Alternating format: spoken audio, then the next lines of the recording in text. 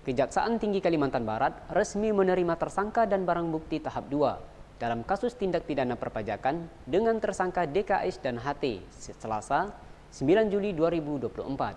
Akibat perbuatan kedua tersangka, negara mengalami kerugian mencapai 3,6 miliar rupiah. Penyerahan tersangka berinisial DKS dan HT dilakukan melalui Kejaksaan Negeri Pontianak pada 9 Juli 2024 setelah berkas dinyatakan lengkap atau P21 sesuai dengan surat nomor B-3586-O-FT-2-12-2022 dan B-35-1.5-FT-2-12-2022 yang diterbitkan pada 8 Desember 2022.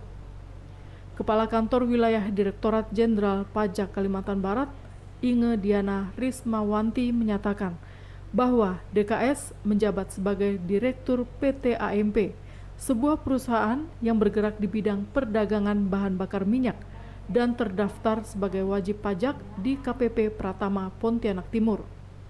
DKS diduga melakukan tindak pidana perpajakan dengan sengaja menyampaikan surat pemberitahuan dan atau keterangan yang isinya tidak benar atau tidak lengkap, sebagaimana diatur dalam pasal 39 ayat 1 huruf D Undang-Undang Ketentuan Umum dan Tata Cara Perpajakan.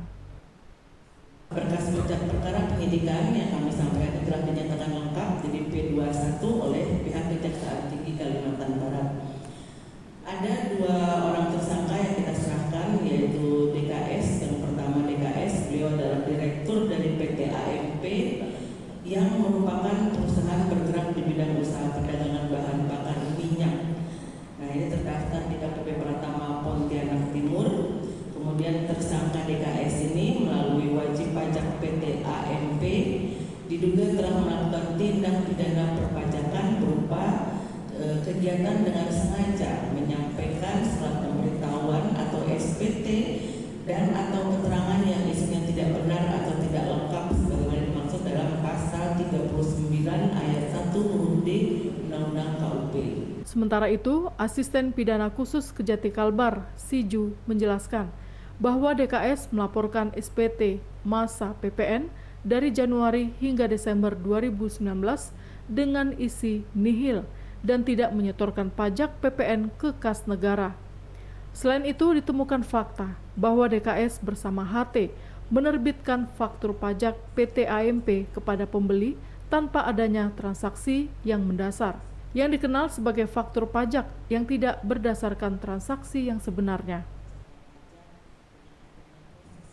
Negara dirugikan kurang lebih 3.610.940 rupiah.